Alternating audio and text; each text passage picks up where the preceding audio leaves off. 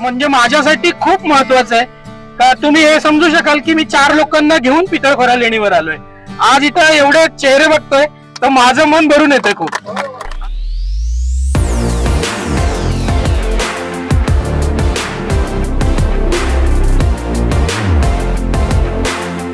तथागत भगवान बुद्धांचा जय हो. तथागत भगवान बुद्धांचा जय हो. परमपूज्य बोधिसत्व डॉक्टर बाबासाहेब आंबेडकरांचा जय हो. माझी लेणी माझी लेणी सम्राट अशोकांचा जय हो. सम्राट अशोकांचा जय हो. आज आपण आलो आहे औरंगाबाद येथील पितळखोरा लेणी पाहण्यासाठी. बऱ्याच जणांना इकडे येताना त्या रोड पासून आतमध्ये यायचं कसं ते कळत नाही. त्याच ठिकाणी एक बोर्ड लावण्यात आलेला आहे.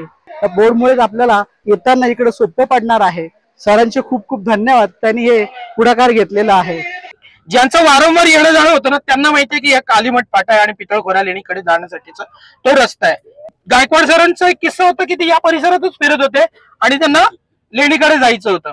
तर तो जो आपल्याला दिशादर्शक पाहिजे तो नसायचा, त्याच्यामुळे ती खूप गोंधळ व्हायची. तर ती इच्छा होती की इथे कधीतरी दिशादर्शक फलक असायला पाहिजे. तर ती जी संकल्पना होती ती या सगळ्यांच्यामुळे ती साकार होऊ शकली. आणि आज तो ऐतिहासिक घटनाक्रम आहे की ते आपण इतिहास दिशादर्शक जे आहे पितळखोऱ्याकडे जाण्यासाठीचा दिशादर्शक फलक आहे त्याचं अनावरण करतो. बाबासाहेब आंबेडकरांचा जय हो. परमपूज्य बोधिसत्व डॉक्टर बाबासाहेब आंबेडकरांचा जय हो. तथागत बुद्धांचा जय हो.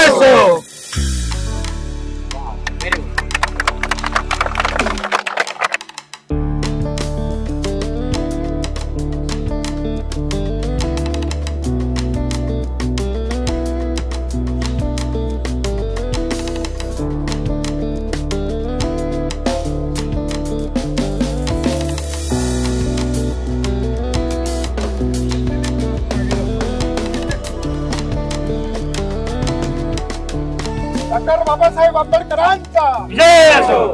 परमपूज्य बोधिसत्व डॉक्टर बुद्धांचा जय हो. डॉक्टर बाबासाहेब आंबेडकरांचा जय हो. जग में बुद्ध का नाम है, यही भारत की शान है. बुद्ध का नाम है, यही भारत की शान है. जय भीम. नमो बुद्धाय, जय भीम. मी बुद्धम जाधव द ग्रेटेस्ट मध्ये आपलं सर्वांचं स्वागत. आज आपण आलो आहे औरंगाबाद येथील पितळखोरा लेणी पाहण्यासाठी. औरंगाबाद जिल्ह्याला सध्या छत्रपती संभाजीनगर हे नाव देण्यात आलेलं आहे. आज आपण 21 सप्टेंबर या दिवशी अभ्यास दौऱ्यासाठी आलो आहोत. अभ्यास दौऱ्यासाठी आपल्या सोबत आहेत लेणी अभ्यासक सूरज जगताप सर. सूरज जगताप सरांसोबत आपण आज पितळखोरा लेणीचा अभ्यास दौरा करणार आहोत. पण 1 महिन्यापूर्वी सूरज जगताप सरांसोबत आपण कान्हेर लेणीवरती व्हिडिओ बनवला होता. खूप चांगल्या पद्धतीने सरांनी आपल्याला व्हिडिओच्या माध्यमातून कान्हेरी बुद्ध लेणी समजून सांगितली होती. तसंच आज आपण आलो आहे पितळखोरा लेणी समजून घेण्यासाठी. सूरज जगताप सरांसोबत आपण लेणी जेव्हा समजून घ्यायला तो लेणी पाहायला येतो तर फक्त आपण डोळ्यातूनच ती लेणी पाहत नाही, तर आपण डोळ्यांसोबत आपण आपल्या बुद्धीने देखील आपण ती लेणी पाहत असतो आणि ती लेणी समजून घेत असतो. तर सूरज जगताप सर खूप बारकाईने ही लेणी आपल्याला समजून सांगत असतात. ज्याप्रमाणे औरंगाबाद येथील छत्रपती संभाजीनगर येथील जी अजिंठा लेणी आहे त्याच्यापेक्षा प्राचीन ही पितळखोरा लेणी आहे. जवळजवळ 2250 वर्ष ज्या प्रकारे आपल्याला अजिंठा बुद्ध लेणीवरती शिल्प पाहायला मिळतात, चित्र पाहायला मिळतात, पेंटिंग पाहायला मिळतं, त्याचं आपल्याला एक संगम एकत्र पाहायला मिळतो. त्याचप्रमाणे अजिंठा लेणीच्या आधी या पितळखोरा लेणीवरती आपल्याला शिल्प आणि चित्रकला यांचं संगम पाहायला मिळतं. खूप सुंदर अशी इथली शिल्पकला आहे आणि चित्रकला आपल्याला इथे आल्यावर पाहायला मिळते. चला तर मग बुद्ध संस्कृती जाणून घेऊया, बुद्ध संस्कृती समजून घेऊया.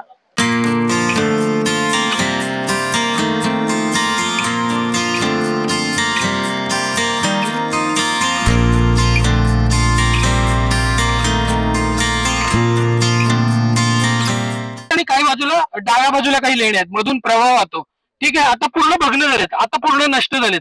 पण इकडे जर तुम्ही उजव्या बाजूला बघितलं ना या साईडला, तर इकडे पुरातत्व खात्याने काहीतरी बांधकाम केलेलं दिसतं का तुमच्या उजव्या हाताला? दिसतंय? तो कुठून कुठपर्यंत गेलाय? तो कुठून तिथपर्यंत गेलाय आहे ना? हे काय आहे कोणी सांगू शकेल? या उजव्या बाजूने जे काम होतंय, काम असं पार तिकडे गेलंय. कुठे? त्या डोंगरावरती पार तिकडे. याचं कारण काय?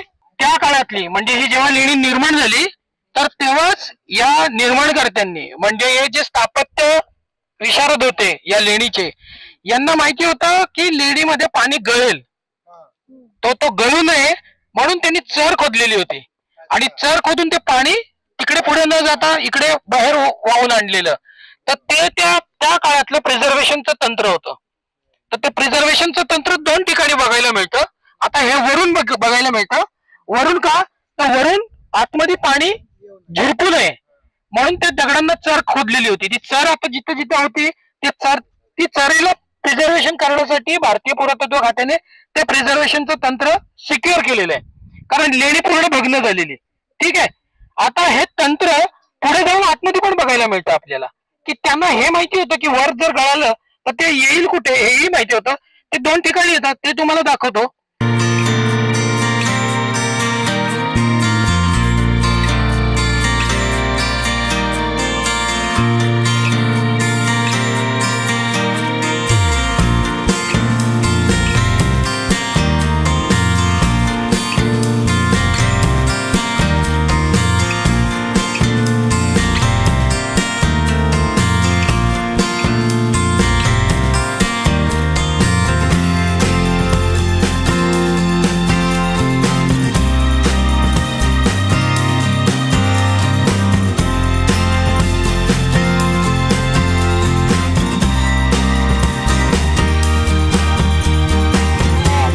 सर्वांचं एका अत्यंत महत्वपूर्ण जागेवर मी स्वागत करतो.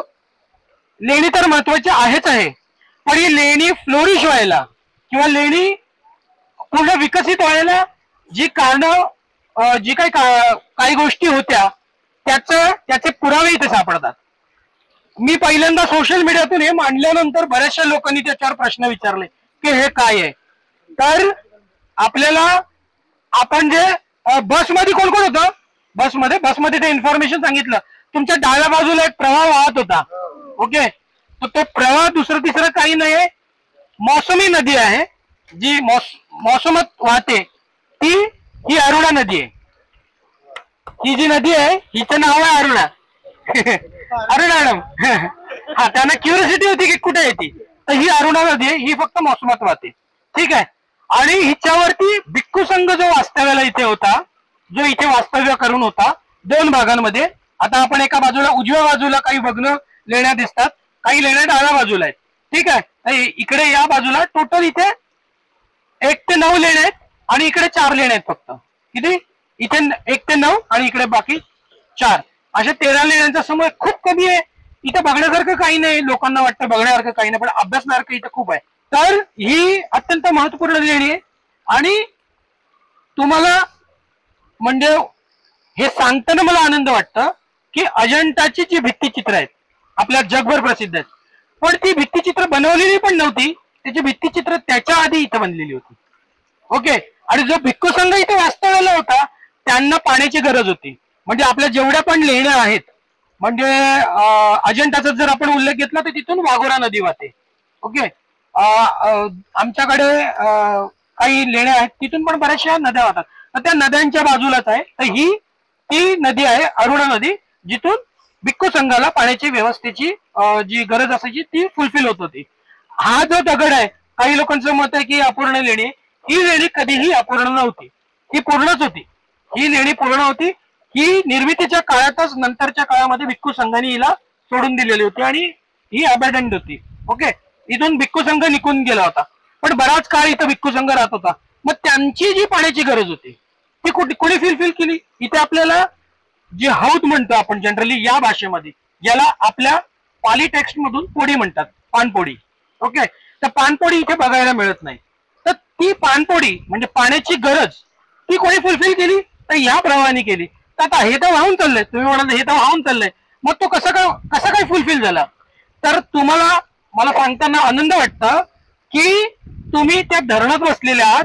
आजपासूनच्या 1500 वर्षापूर्वीच्या धरणात बसलेले आहात. तर त्यांनी एक बंधारा बांधलेला होता. म्हणजे त्यावेळेचे लोक भिक्खू संघ एवढं विकसित होतं त्यांचं तंत्र की त्यांनी या पाण्याची अत्यंत योग्य प्रकारे नियोजन केलेलं होतं. आता तुम्ही जिथे बसलेले आहात इथे कधी काही बंधारा होता. आता याचे पुरावे कुठे आहेत? आता तुम्हाला सांगेपर्यंत तुम्हाला माहिती नाही, तर तुम्ही जर नीट बघितलं तर हा एक रेषेत हे सगळे खड्डे दिसतात. आता युट्यूबर्स काय सांगतात की हा पाणी गाळण्यासाठी आहे किंवा काय काय वेगवेगळे ज्याची त्याची आकलन शक्ती आहे त्याच्याप्रमाणे, पण हे त्याच्यासाठी नव्हते. इथे मोठे मोठे कोणके उभे केले जात होते, थांबे, म्हणजे ते उभे रोवलेले होते आणि याला बांधकाम करून, त्यावेळेचं बांधकाम करून लेपन केलेलं होतं मातीचं आणि तो पाणी अडवलेलं होतं. तर हे पाणी पार या भागामध्ये अडवलं जात होतं. आता याची संख्या किती असेल पाण्याची? एका माझ्यापेक्षा सिनियर जे अभ्यासक आहेत त्यांनी याच्यावर अभ्यास केला, मित्रा म्हणून एक सर आहेत, त्यांनी याचे मोजमाप नेलेले. असेच एक खळगे तिकडे पुढे पण आहेत आणि त्यांनी अडवलं हे पाणी. हे टोटल पाणी अडवल्यानंतर याची संख्या भरते 21 लाख लिटर. 21 लाख लिटर पाणी याच्यामध्ये थांबत होतं, झिरपून आणि काही अंशी पाजरून वगैरे जे काय आहे 19 लाख लिटर पाणी याच्यात थांबत होतं. म्हणजे पावसात पडणारं पाणी अडवलं जात होतं आणि ते पुढच्या 4 महिने पाऊस पडतो. मग 4 महिने पडलेला पाणी आता हा वाहून चाललाय, ते अडवायचे आणि अडवून पुढच्या 8 महिन्यासाठीच त्यांची जी गरज असायची पाण्याची ती याच्यातून फुलफिल होत होती. हे आतापर्यंत कोणीही मांडलेलं नव्हतं. मित्र सरांनी याचे मेजरमेंट नेले आणि त्याच्यातून मग पहिल्यांदा हे 1998च्या काळामध्ये हे पुढे आलं की याच्यावरती असं होतं की हा बंधारा होता. तर तुम्हाला जिथे जिथे असे रिमेन्स दिसतात, असेच नाही, तुम्हाला लेणीवरती कुठल्याही, मी असो किंवा नसो, तुम्हाला चौकनी खड्डे दिसले, गोल खड्डे दिसले, निशेस दिसले, निशेस म्हणजे काचा, तर समजून जायचं इथे कोणत्या तरी प्रकारचं काहीतरी काम त्या काळात झालेलं आहे. ओके, तर आता आपण हे बंधारा बघितला, ह्या बंधारा नंतरच्या काळात बनलेला. आणि भिक्खू संघ कधीही इथून येत नव्हता, भिक्खू संघ समोरूनच येत होता, तो कधीही इकडून येत नव्हता. भिक्षाटनासाठी कुठे जात होते? चारिका करायला कुठे जात होते? खालच्या गावात पाटणमध्ये. खालचं गाव जे आहे पाटण गाव आहे, खाली पाटणा, पाटणा, तर त्या गावामध्ये ते खाली चारिका करायला जायचे. मग आता चारिका कुठे केली जाते? आता साहजिकच आहे, तिथे चारिका करत होते म्हणजे तिथे लोकवस्ती होती, ते लोक चारिका करत होते कुठे? खालच्या वस्तीमध्ये, आणि ते देत होते म्हणूनच ती लेणी फ्लोरिश झाली. म्हणजे याचा अर्थ ते लोक कधी बौद्ध होते, राईट? म्हणजे लॉजिक आहे की नाही? जर बौद्ध नसते तर त्यांनी दिलं असतं का? हुसकून लावलं असतं, चला जा. ओके, पण ते बौद्ध होते म्हणून दिलेले. बौद्ध म्हणजे काय आपण तिकडे गेल्यावर समजू. पहिल्या लेणीमध्ये जाऊन सगळ्यांनी थांबा.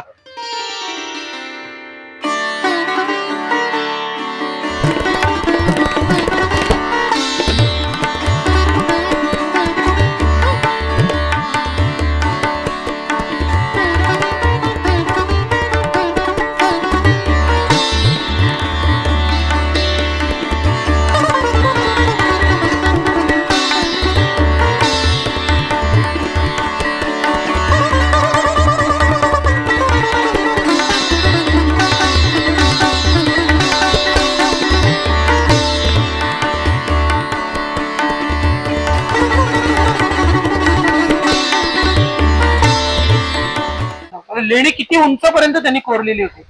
तुम्ही जर वर बघाल तर तिथे चैत्य गवाक्ष आहेत. लेणी कुठून चालू होते?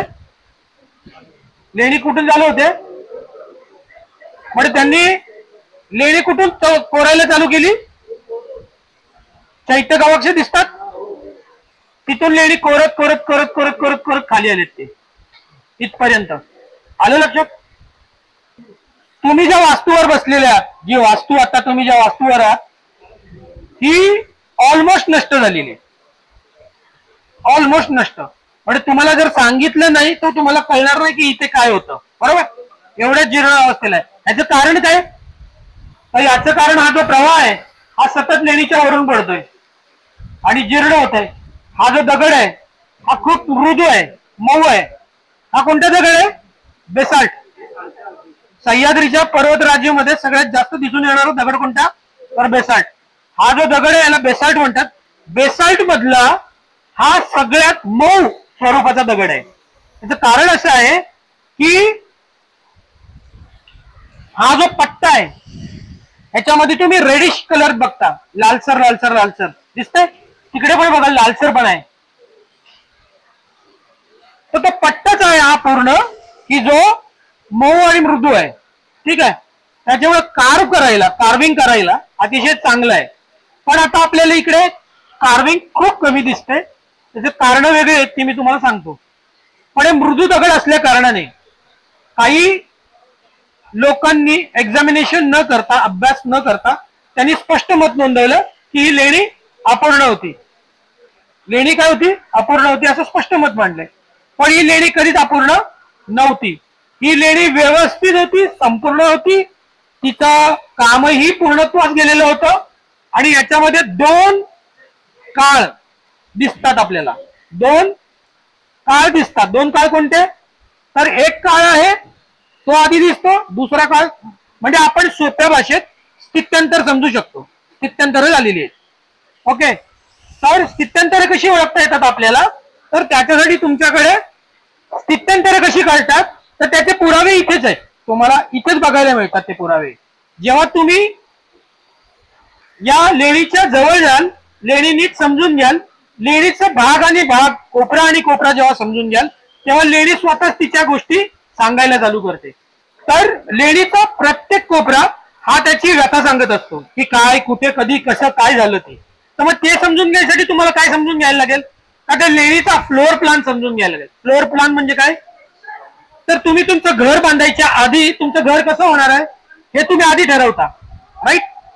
की आधी कसंही बनेल असं नाही होत ना.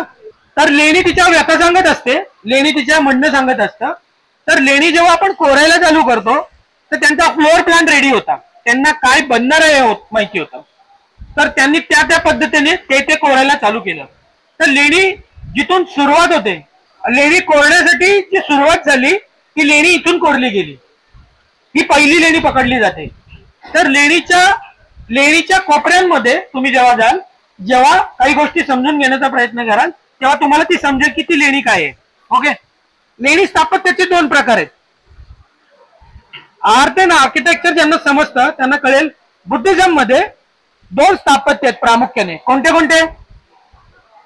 एक असतो चैत्यगृह, दुसरा असतो विहार. चैत्यगृह कशासाठी असतो? जिथे बुद्धांच्या प्रती आपल्याला कृतज्ञता व्यक्त करता येईल, असं आहे. आजच्या भाषेत सांगायचं झालं तर धार्मिक ठिकाण. हा झाला तुमचा चैत्यगृह, त्याचं स्थापत्य वेगळं असतं. विहार त्याचं स्थापत्य वेगळं असतं. आता विहार त्याची रचना कशी असते? तर एक चौकोन असतं मोठं, त्याच्या भोवती 3 भागांमध्ये एक सेल असतात, खोल्या असतात. ते विहार जे आहे, ते विहाराची रचना कशी असते? मोठं चौकोन असतं, तो मोकळा असतो आणि त्याच्या समोरून आपल्याला एंट्री असते आणि त्याच्या 3 भिंतींमध्ये खोल्या असतात. तसं इथे आहे का? तर इथे अजिबात नाहीये. कारण तो पहिला एक्सपेरिमेंट होत होता इथे. ते कसं दिसतं? तुम्ही आता ज्या ठिकाणावर बसलेले आहात, हे ठिकाण म्हणजे विहार. आता तो विहार कसा होता? 4 कोपऱ्यांमध्ये नव्हता, 3 भागांमध्ये होता. कसा होता? तर आता समोर तुमचा जो दिसतोय, मी आता ज्या भागात आहे त्याला आपण तो पूर्ण विहार आहे. हा पूर्ण विहार आहे. त्या विहाराची एंट्री तिथून होती. आणि ही जी रूम आहे याला विपश्यना कोणी केली? शून्यागार म्हणतात. शून्यागार होता एक. इथून एक भिंत होती, इथून एक भिंत होती, कारण कायमस्वरूपी पाऊस पडत होता त्याच्यामुळे इथं भिंत होती. आता ती भिंत आहे का? तर नाही. भिंत पडलं किंवा तुटणं याची कारण काय होती? पावसामुळे तुटलेलं, ती नष्ट झाली कायमस्वरूपी. ती आता आपल्याला अजिबात बघायला मिळत नाही. तर जे कोणी भदंत राहायचे ते या खोलीत राहायचे. मग त्यांना विशेष असं आहे की इथे एक पायरी आहे, तिकडून आतमध्ये यायला लागते. ते इथे राहायचे. एवढंच काही ते इथे थांबायचे. त्यांच्याबरोबर जे काही साहित्य असायचं, नंतरच्या काळात लिखित साहित्य आलं, त्यांच्याबरोबर त्यांचं भिक्षापात्र, त्यांचं चिवर हे त्यांच्या सोबत असायचं. ते ठेवायचे कुठे? समोर. हे जिथे दिसतंय तुम्हाला, ही खोबणी आहे. याच्यामध्ये त्यांच्या सोबत त्यांचं औषध, त्यांचं भिक्षापात्र, त्यांचं चिवर हे याच्यात ठेवतात. ओके, आणि ते इथे वास्तव्याला होते. अशा सेल्स 3 भिंतींमध्ये असतात. पण इथे आहे का तो? तर इथे नाही. ही लेणी एक्सपेरिमेंट होत होती, बनत होती, तयार होत होती. बरं, ही लेणी जेव्हा बनत होती ना, तेव्हा पण पाणी पडतच होतं, याची कल्पना होती. तर आपल्याला सगळ्यांना काळजी वाटते ना की कोणीतरी पडेल, कोणीतरी पडेल, अशीच काळजी त्यावेळेच्या लोकांना पण वाटत होती. मग त्यांनी काय केलं त्याच्यावर उपाय काय केला? काय दिसतंय? तर इथे खास दिसते. काय दिसते? खास दिसते. आज ती फक्त खाचच दिसते आपल्याला. पण इथे कधी काळी पॅरापिट वॉल होती. याला पॅरापिट वॉल बोलतात. म्हणजे ती कुंपण होतं की इथून कुणी पडू नये. बदन तर पडू शकतात ना, तुम्ही आम्ही सगळे कोणी पण पडू शकतो. म्हणून त्यावेळेच्या लोकांनी ते केलं की इथे बांधकाम करून तो कठाडा तयार केला, किंवा आपण याला म्हणजे कंपाऊंड वॉल आपल्या भाषेत, आजच्या भाषेत समजावं म्हणून कंपाऊंड वॉल आहे. इथे कधी काळी बांधकाम होतं, जे आज बघायला मिळत नाही, नष्ट झालं. या गोष्टी आपल्याला ही लेणी सांगते. इथे हे होतं, इथे होतं. आता इथे खोल्या किती होत्या? तर तिथे एका खोलीमध्ये मी गेलो, इथे एका खोलीमध्ये गेलो. ओके, आणि इथे पुढे पण गेलो, इथे पण खोल्या आहेत. ओके, आता इथे भिंत होती, इथे भिंत होती ना, होती की नव्हती? कशामुळे सांगू शकता तुम्ही? तर इथे ही जी आहे, ही कंटिन्युटी होती. ओके, पण याच्यामध्ये आणखीन पण काहीतरी दिसते. आता हे काय आहे? इथे पण दिसते, इथे पण दिसते. काय आहे? तर याच्यामध्ये दिसत नाही. तर याच्यामध्ये आपल्याला ते एक खोली दिसते, पण इथे खोली दिसून अजून इथे पण काहीतरी दिसतंय. एल शेप मध्ये बसण्यासाठी किंवा झोपण्याची व्यवस्था जी होती ती ही होती. 2 वदंत याच्यात राहायचे. हे आतमध्ये कसे यायचे? यांचा दरवाजा कुठे होता? दरवाजा कुठे होता? हे इथून ही ओसरी होती त्यांची, ही ओसरी होती. पण त्यांच्या प्रमुख म्हणजे ते जिथे राहायचे त्या याच्यामध्ये प्रवेश करणार कुठून? त्यांना दरवाजा होता इथे. त्यांना इथे दरवाजा होता, इथे या रूम मध्ये. तो कसा दिसतो आपल्याला? तुम्ही जर नीट निरखून बघितलं तर इथे एक खाच आहे, इथे एक खाच आहे. हा, आता इथे पण आहे, इथे दिसतंय, इथे दिसतंय. इथे भिंत होती, इथे भिंत होती, इथे भिंत होती. आता तुम्हाला इथे क्लिअर दिसेल. सॉरी, तिकडे दाखवतो. इथे प्रत्येक खोलीला, प्रत्येक म्हणजे बदंत जिथे राहायचे त्या खोलीमध्ये जायला आणि गेल्यानंतर दरवाजा कशासाठी होता? कारण की इथे हिंस्त्र प्राणी फिरत होते, त्याच्यामुळे कंटिन्युअसली त्यांना दरवाजा बंद करून ठेवायला लागायचा. आता याचं नीट एक्झामिनेशन केल्यावर आपल्याला कळतं, खाली जसा खाच होती तशी वरती पण खाच आहे. त्याच्यामुळे त्यांना दरवाजा कुठे होता? इथे होता. मी आतमध्ये प्रवेश केला, आतमध्ये गेलो का तुम्ही काय करता? आतमध्ये गेल्यावर दरवाजा लॉक करता. कसं करणार? एकतर तो लाकूड सरकवायचा होता, नाहीतर वरती अडकवायचं होतं. तर त्याचे जे खाचा आहेत त्या बाकीच्या लेण्यांवर दिसतात. आता ही खूपच जीर्ण आहे, त्याच्यामुळे दिसत नाही. तर तुम्ही त्या वदंतांच्या एका खोलीमध्ये बसलेले आहेत. आता तुम्ही जे आहेत ना बसलेत, तर तिथे वदंतांची खोली होती. ओके, अशा या लेण्या होत्या. इथे 11 रूम्स होते त्यांच्या. जे प्रमुख जे वदंत होते, ज्यांनी हे निर्माण करण्यासाठी आपली मेहनत केली, त्यांच्या 11 खोल्या होत्या. तुम्हाला इथे पण दिसतील. हे त्यांचं हे होतं. तर इथे खोल्या होत्या, इथे त्यांचे रूम्स होते आणि पार्टिशन वॉल होत्या. ह्या पार्टिशन वॉल तुम्हाला इथे दिसते. ही पार्टिशन वॉल होती. नंतरच्या काळात तिने रंगवलेलं होतं. याचे रिमेन्स आपल्याला दिसतात. हे जे आहे ना, हे मड प्लास्टर आहे. तर तुम्हाला मड प्लास्टर पण दिसतात. आधी काय करायचे, ते मोठा मोठा दगड बाहेर काढायचे, त्याच्यानंतर छोटं चिजल, सगळं काम एक हातोडी आणि एक चिन्नी याच्यानेच झालेलं आहे. खूप काही इंजिनिअरिंग नव्हतं त्यांच्याकडे. तर त्याच्याने करून नंतर त्याला दगडाला गुळगुळीत करण्याचं पण तंत्र त्यांनी विकसित केलेलं होतं. ते कसं आहे ते आतमध्ये गेल्यावर सांगतो. तर प्रत्येक ठिकाणी ते जिथे जातील तर ते गुळगुळीत करून टाकायचे आणि नंतरच्या काळात पेंटिंग झालेले ते पुढे दाखवतो. त्यांनी जर ते विकसित केलेलं होतं तर त्याला नाव होतं. त्याला नाव काय होतं? त्याला नाव होतं आसन पेढी का? आता ही पेढी हा शब्द कुठे वापरला जातो? सोनं बनायला कुठे? सावकाराकडे. हा, पतपेढी, सोन्याची पेढी. तर तो शब्द इथून गेलेला आहे. ही मोठी देण आहे कोणाची? भिक्खू संघाची. तर बँकिंग सेक्टर मध्ये पण त्यांनी मोठं योगदान दिलेलं आहे. की मी रात्री बरंचसं डिस्कशन करत होतो, आमची खूप मोठी चर्चा चालू होती, बरेच लोक आम्ही होतो. तर सिस्टीम कशी होती, इकडे मिळालेले पैसे त्यांना अफगाणिस्तानमध्ये कसे मिळत होते याची चर्चा पण आम्ही मगाशी सकाळी रात्री सॉरी आता ते बोलू नाही शकत आहे. म्हणजे समजा मी राहतो मुंबईला आणि माझे मित्र आहेत निलेश निकम इकडे, ठीक आहे. तर ती सिस्टीम अशी होती की इथून येणारा जो व्यापारी मार्ग होता त्याच्यावर समजा माझे पैसे कोणी चोरतील या भीतीपोटी मी ते कुठे देणार, तर इकडे कोणीतरी भदंत असतील मुंबईमध्ये त्यांच्याकडे देणार, ठीक आहे. आणि तो निरोप घेऊन दुसरे भदंत एका भदंतांकडून तिसऱ्या भदंतांकडे देऊन मग इकडे कोणीतरी दुसरे भदंत असतील ते त्यांना निरोप देतील आणि त्यांना म्हणजे मला पैसे कुठे मिळतील, 40 मध्येच माझे मित्र आहेत ते कोण देणार आहे, ते भदंत त्यांना देणार, अशी सिस्टीम होती. त्याच्यामुळे व्यापारी वर्ग अतिशय खुश होता भिक्खू संघाकडून, कारण की त्यांना त्यांचे पैसे जे आहेत ते लुटले जाऊ शकत नव्हते. तर ही एक मोठी चॅनल किंवा ही सिस्टीम डेव्हलप केली होती कोणी, भिक्खू संघाने. तर तेच सिस्टीम आहे, फक्त तो शब्द आपण नाही वापरत, त्याचा दुरुपयोग केलाय. पण ती सिस्टीम इथून चालू केली कारण की ते जंगलातून जायचे कोणी. त्यावेळेचा जो काळ होता तो आजपासून 2000 वर्षापूर्वीचा जर काळ आपण बघितला तर तो खूप जंगल माजलेलं होतं, काट्याकुट्यातून जावं लागत होतं आणि एवढा मोठा त्यांच्याकडून धन जर लुटलं तर गेलं. मग ते भिक्खू संघ सोबत असल्या कारण ते सिक्युअर राहायचं. त्याच्यामुळे भिक्खू संघाला मोठ्या प्रमाणामध्ये त्यांनी दान दिलेलं आहे. आपण जेव्हा अभ्यास करतो लेण्यांचा तेव्हा आपल्याला कळतं की सगळ्यात जास्त दान कोणी दिलेलं आहे, तर सगळ्यात मोठं दान व्यापारी वर्गाने दिलेलं आहे.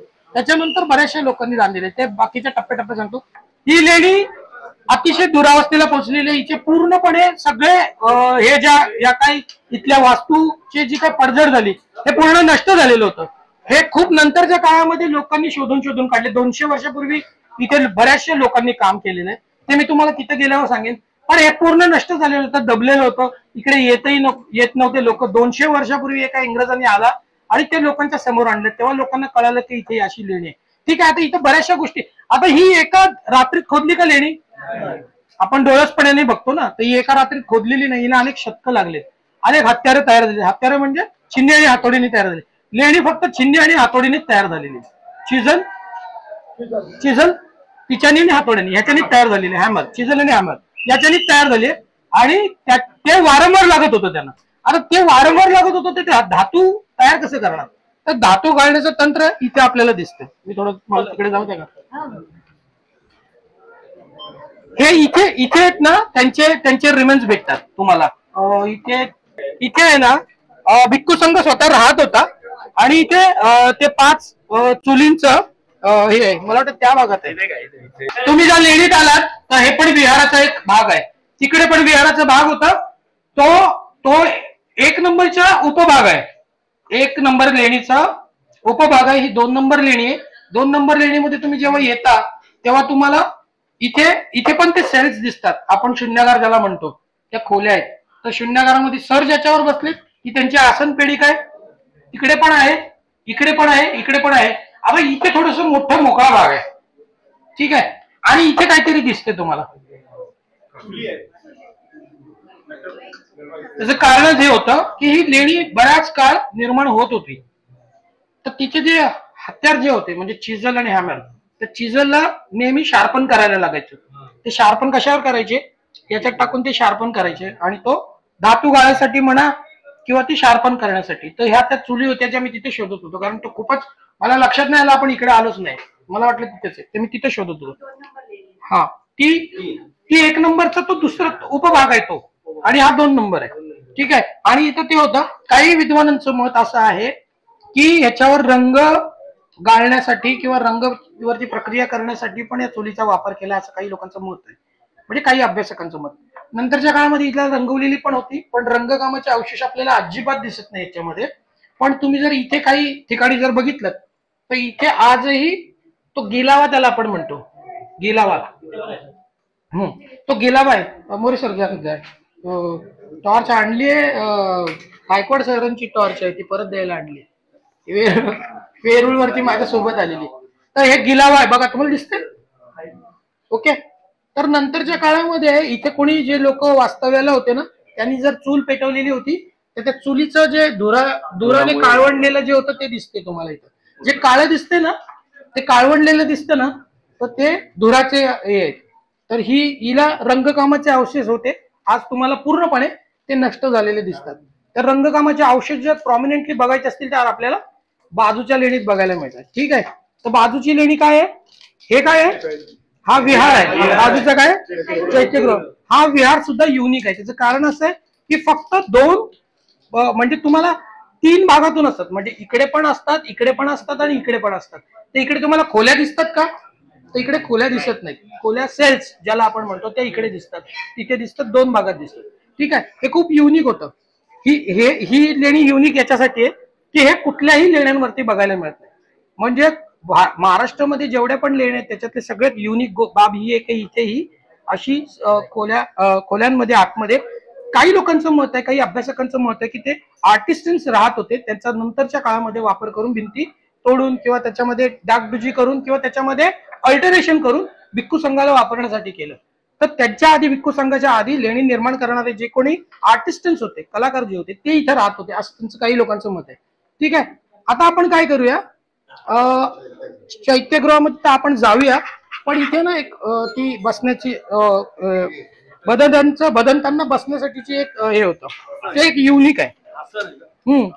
असं काही अभ्यासकांचं मत आहे. तुम्ही बाहेरून येऊन ते बघू शकता, इथं दिसते बाजूला. हा इथे पण आहे. हा या लेणीमध्येच आहे ते. ठीक आहे, या लेणीमध्ये आता तुम्ही जर बघितलं की पाणी गळण्याचं प्रिझर्वेशनचं तंत्र इथे होतं. प्रिझर्वेशन कसं केलं जात होतं, तर प्रिझर्वेशनचं तंत्र जे आहे ना, 1 मिनिट, या लेणीमध्ये आहे ना, इथे तुम्हाला दिसतंय हे सगळं ओलसरपणा दिसतोय. इथे जो ओलसरपणा दिसतोय, तर हे जे बदंत होते, इथले जे लोक राहणारे जे होते, त्यांना हे माहिती होतं की इथे पाणी गळणार आहे.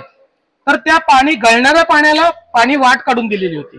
म्हणजे या दगडांमध्ये जेव्हा गॅसेस बाहेर पडतात, जेव्हा आपला जो उल्कापात होतो बाहेर आहे ना, लावारस बाहेर पडतो, तो लावारस जेव्हा बाहेर पडतो आणि त्याच्यातले जे वाफा बाहेर पडतात किंवा गॅसेस बाहेर पडतात, तर ती गॅसेस त्यांची जागा तयार करते. त्या नसा असतात, त्या नसेतून वर पडणारं पाणी त्या नसेतून बरोबर बाहेर पडतं. तर त्याच्याने काय होतं, लेणीला इजा केली जाते. तर लेणीला इजा होते म्हणून त्यांनी काय केलं, ते पाणी बाहेर वाट मोकळी करून दिली. तर ते युनिक आहे की तुम्हाला हे बघायला मिळेल की इथे ही निश आहे, इथे ती निश दिसते. तो पाणी कुठून काढलंय, तर इथून पण दिसते तुम्हाला आणि इथे पण दिसते. ती इथून अशी बाहेर काढली. हे बघा, हे दिसते ना, ही पाण्याच्या तो बाहेर त्यांनी ते काढलेलं आहे आणि त्याला झाकलेलं सुद्धा आहे नंतरच्या काळात. ओके, तर असं त्यांना खूप चांगल्या पद्धतीने त्यांना ते मस्त माहिती होतं.